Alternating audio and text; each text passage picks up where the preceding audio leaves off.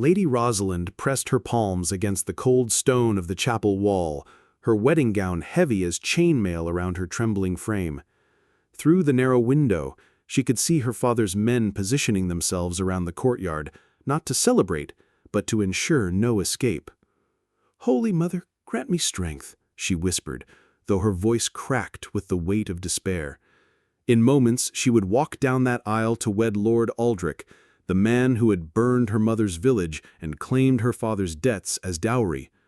Her hands shook as she touched the simple wooden cross at her throat, the last gift from her mother, now cold comfort against her fate.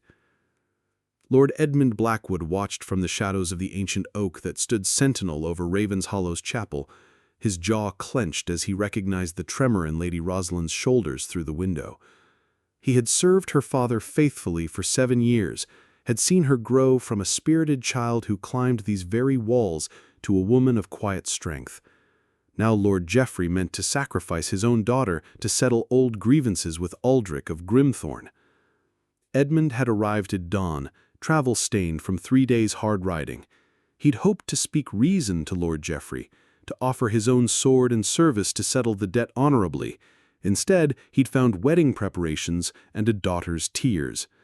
The great hall of Ravenshollow bustled with servants hanging tapestries and arranging trestle tables, their faces grim with knowledge of what this union truly meant.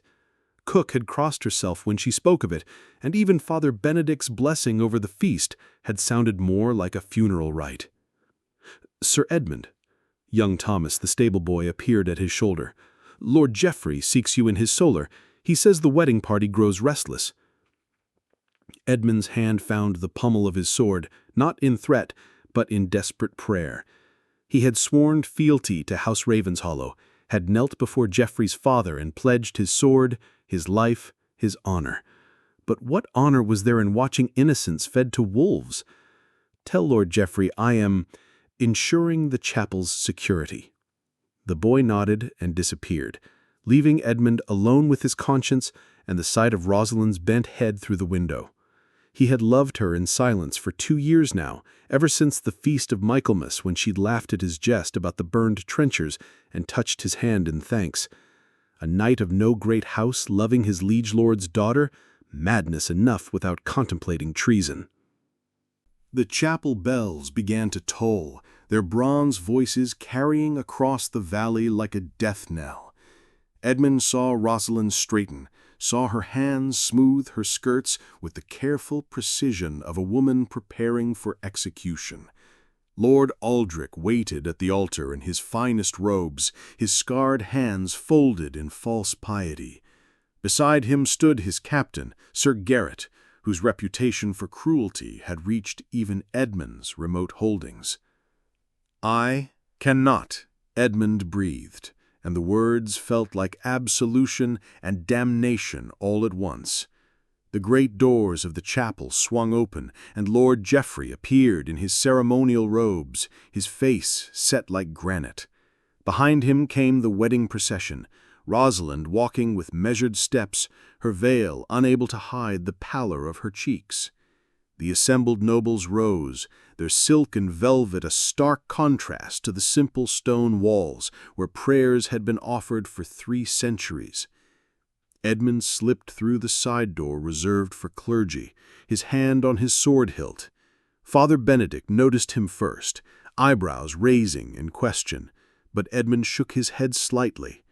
The priest's weathered face tightened with understanding, and he gripped his prayer book harder. "Dearly beloved," Father Benedict began, his voice carrying the weight of reluctance, "we are gathered here in the sight of God to witness the joining of Lord Aldric of Grimthorne and Lady Rosalind of Ravenshollow."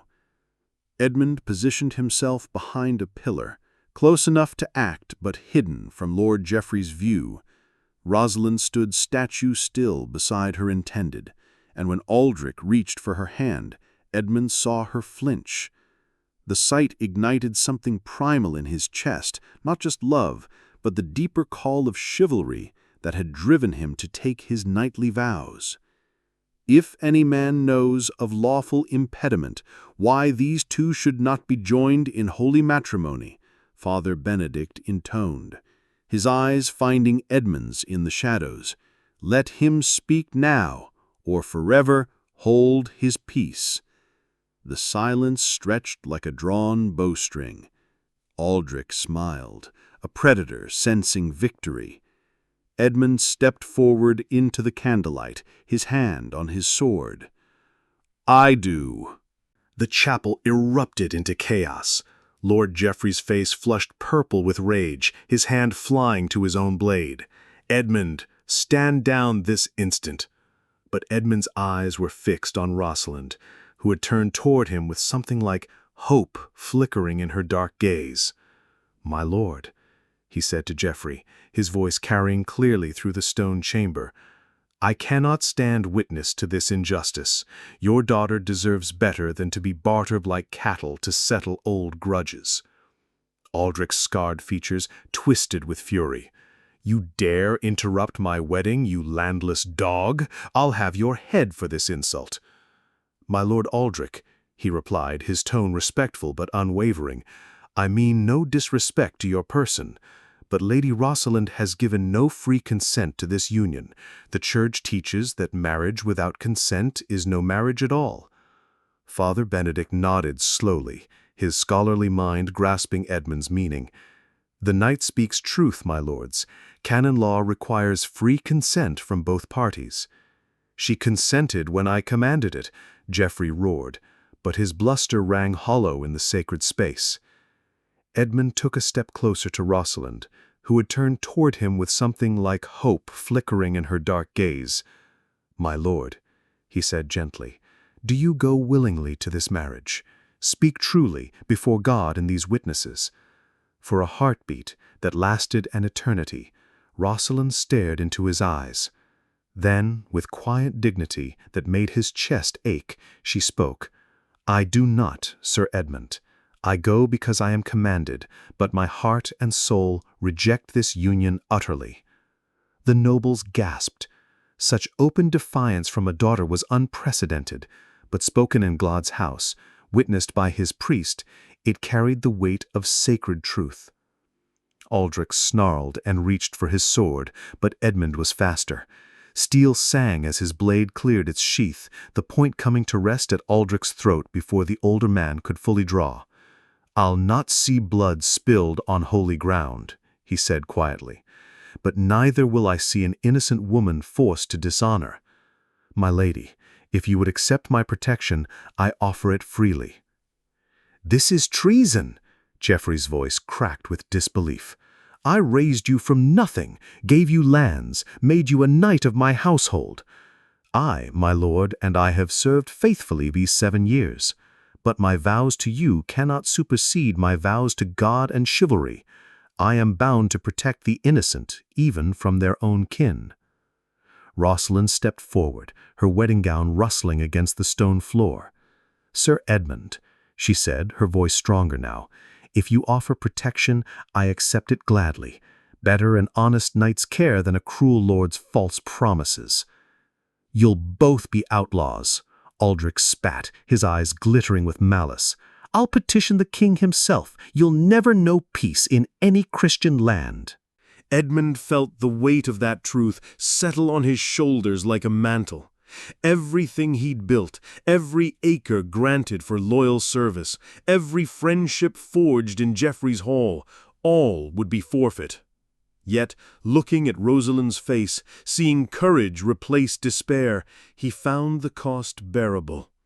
"So be it," he said simply.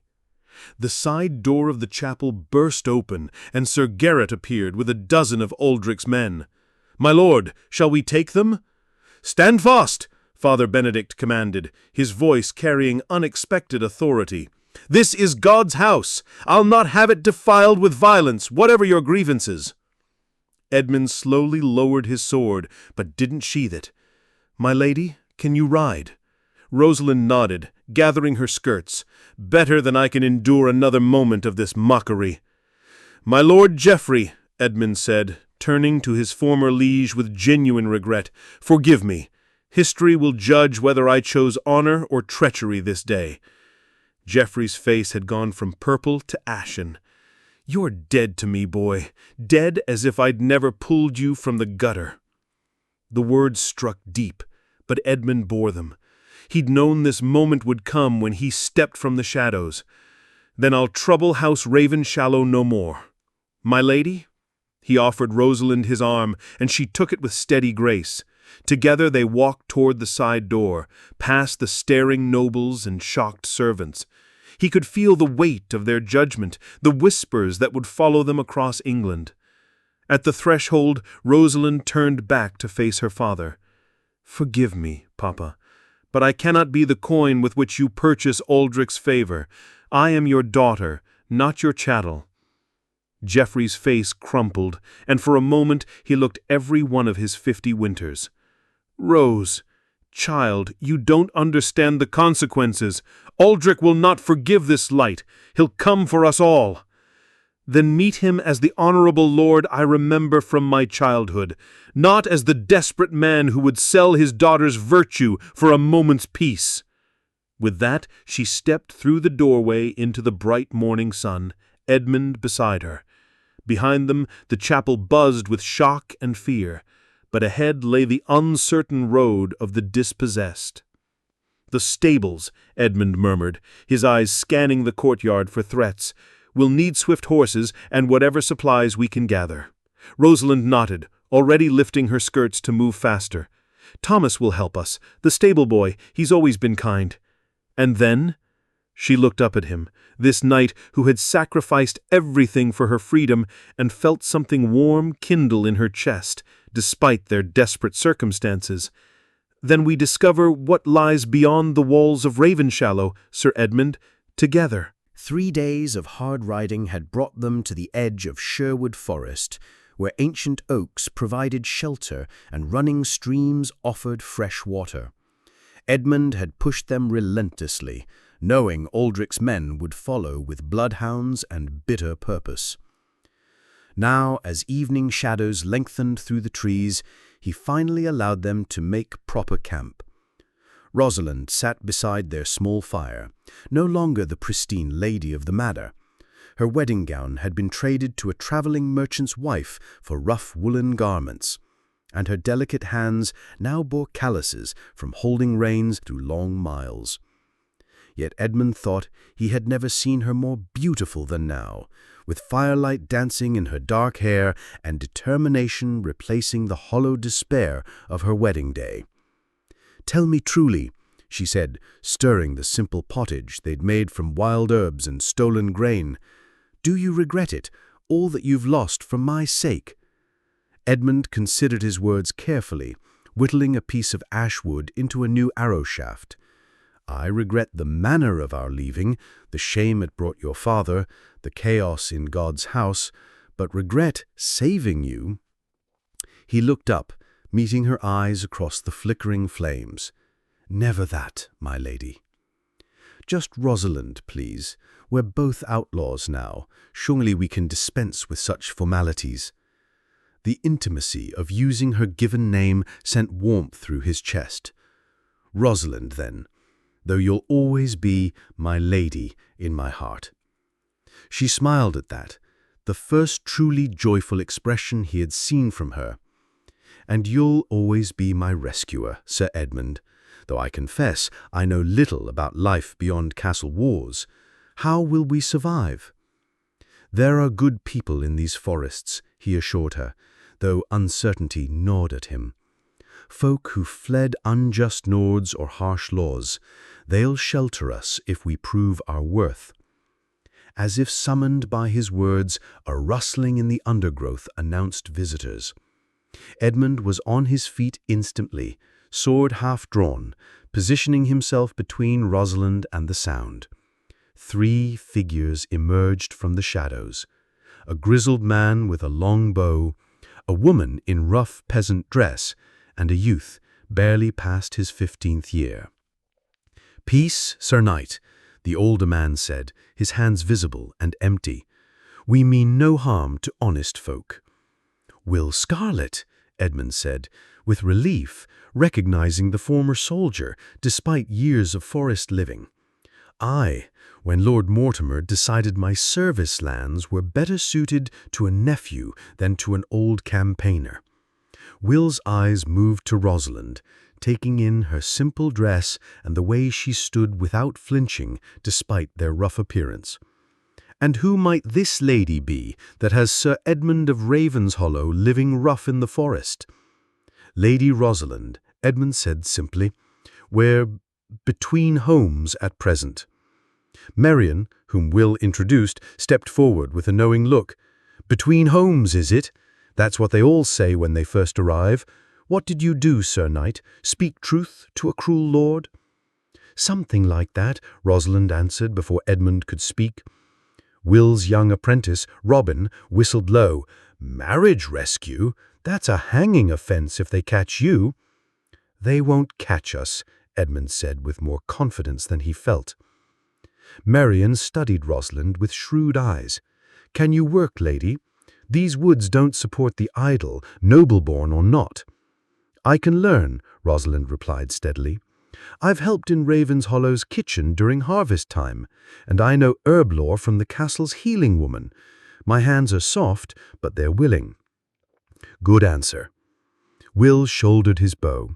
Come then, both of you. There's a community deeper in the wood, folk who've lost everything to cruel lords and unjust laws.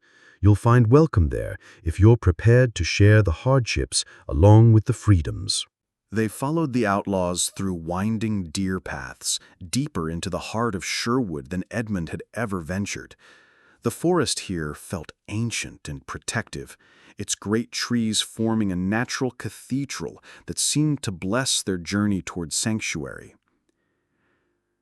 The outlaw camp surprised them both. Rather than the rough shelters Edmund had expected, they found a well-organized village hidden in a natural clearing. Huts built of wattle and daub nestled between the trees, and the sound of children's laughter mixed with the ring of a blacksmith's hammer. Gardens flourished in patches of sunlight, tended by women who looked up with curiosity but not fear as they passed. "Welcome to Locksley Vale," Will said with pride. "Named for our leader, though he's away just now on business with the sheriff's tax collectors." An older woman approached them, her graying hair bound in a simple braid, and her manner suggesting authority despite her plain dress. "I am Ellen, Will's wife, and something of a mother to this unruly family. You're the knight who rescued a lady from forced marriage?" "Word travels fast," Edmund observed. "Everything travels fast in Sherwood, lad, including news of Lord Aldric's fury. He's put a price on both your heads, 50 silver marks for the knight, 20 for the lady." Rosalind paled, but her voice remained steady. "Then we truly are beyond redemption." "Nonsense," Ellen said briskly.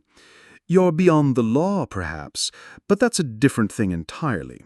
The law serves lords like Aldric, not folk like us. We make our own justice here." She led them to a comfortable hut at the settlement's edge, simply furnished but clean. "This was built for a family that moved on to Wales last spring. It's yours for as long as you choose to stay and contribute to our community." As evening deepened, more of the outlaws gathered to share their story and assess the newcomers. Edmund found himself warming to these people, former soldiers like himself, craftsmen driven out by greedy guilds, peasants who'd fled brutal lords. They were hardened by hardship, but not embittered by it, bound together by shared understanding of injustice. Rosalind surprised him by taking easily to their company. She listened to their tales with genuine interest, offered what medicines she could prepare from forest plants, and accepted their rough humor with good grace. When young Robin challenged her to an archery contest, she gamely tried, despite never having held a bow, laughing at her own wild shots until Ellen took pity and began teaching her proper form. "She'll do," Marian murmured to Edmund as they watched Rosalind attempting to string the bow under Ellen's patient instruction. "Noble or not, she's got spine. The soft ones don't last a week in the greenwood." Edmund nodded, pride swelling in his chest. "She's stronger than she knows."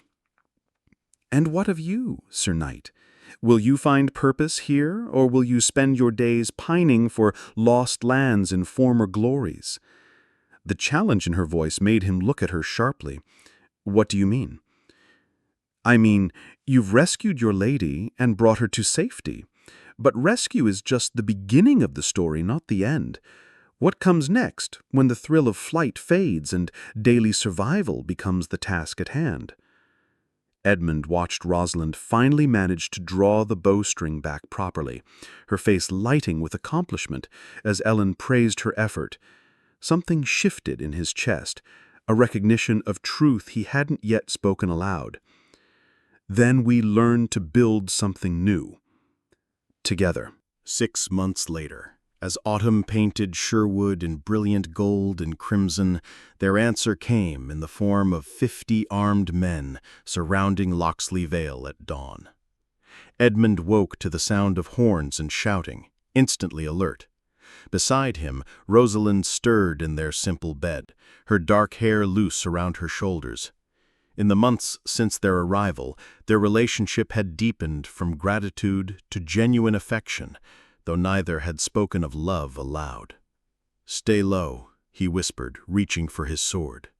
Through their window, he could see torchlight moving between the trees and the glint of mail in the pre-dawn darkness.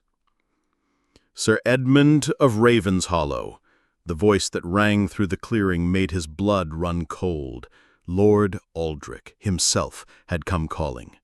"I know you shelter here among these thieves and cutthroats. Come forth and face justice." Rosalind gripped his arm. "Don't go out there. He'll have you hanged before you can speak a word in your defense. And if I don't, he'll burn this place with everyone in it." Edmund could see the preparations already beginning, men with torches moving to surround the huts where families slept. "These people gave us sanctuary.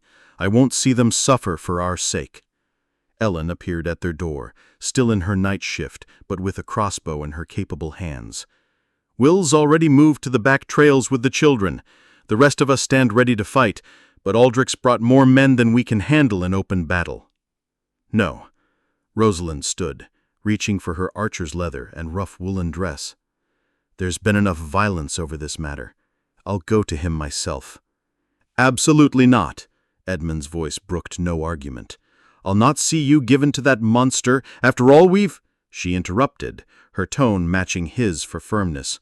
"You'll not see me hide while innocents burn for our choices. Besides, I have something Aldric wants more than revenge, a way to end this without bloodshed." Before Edmund could stop her, she was out the door and walking toward the clearing center. "Lord Aldric, I would speak with you under flag of truce." The forest fell silent except for the crackle of torches and the nervous whickering of horses. Aldric rode forward on his destrier, magnificent in his battle armor, but with the same cruel smile that had haunted her nightmares. Behind him rode Sir Garrett and a dozen household knights, while foot soldiers with spears and crossbows filled the spaces between the trees. "Lady Rosalind," Aldric said with mock courtesy, "how the mighty have fallen. From silk and ermine to rough wool and leather. Was your knight's protection worth such degradation?" "More worth than all your gold and false promises. But I've not come to trade insults. I've come to offer you something of greater value than revenge." Edmund had followed her, despite her unspoken command to remain hidden, positioning himself where he could intervene if treachery threatened. Around the clearing's edge, he could see Will and the other outlaws with bows drawn, waiting for his signal. "And what could you possibly offer me, girl? Your virtue is already compromised by months of forest living with this landless knight." The insult brought angry murmurs from the hidden archers, but Rosalind didn't flinch. "Information, my lord. The location of Robin Hood's treasure." Edmund started, confused. The legendary outlaw leader had been away from Locksley Vale for months, pursuing some mysterious business in the north. How could Rosalind know of any treasure? Aldric's eyes glittered with sudden avarice. "Hood's gold? You jest." "I do not. 3,000 marks in silver and gold, taken from your own tax wagons over the past 2 years, buried where only a few know to find it." She met his gaze steadily. "Give me your word that you'll withdraw your men and leave this place in peace, and I'll tell you where it lies." "Rose, no!" Edmund called, but she silenced him with a look.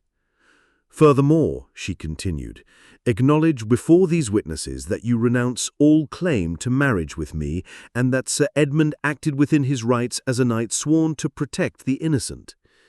Aldric laughed harshly. "You bargain like a merchant's daughter, not a lord's. What surety do I have that you speak truth about this treasure?" Rosalind reached into her belt pouch and withdrew a handful of silver coins, each bearing the mark of Nottingham's mint.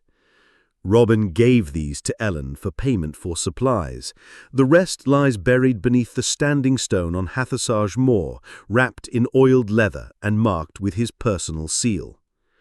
The silver gleamed in the torchlight, and Edmund could see Aldric's men stirring with interest. 3,000 marks was wealth beyond imagining, worth more than a dozen manor houses. "And in return," Aldric's voice had lost its mocking tone, "safe passage for everyone in this settlement, your sworn word that you'll pursue us no further, and formal acknowledgement that the marriage contract between us is void." "Rose, no," Edmund said urgently. "You can't trust him to honor such an agreement." "Perhaps not," she agreed, "but I can trust him to value gold above revenge, and 3,000 marks buys a great deal of forgetfulness." Aldric considered, his scarred features thoughtful. Around them, the forest seemed to hold its breath. Finally, he dismounted and approached Rosalind with grudging respect. "You've grown clever in your exile, girl. Very well, I accept your terms. The treasure's location, for my word that this feud ends here." "Sworn before God and these witnesses?" "Sworn before God," he agreed solemnly.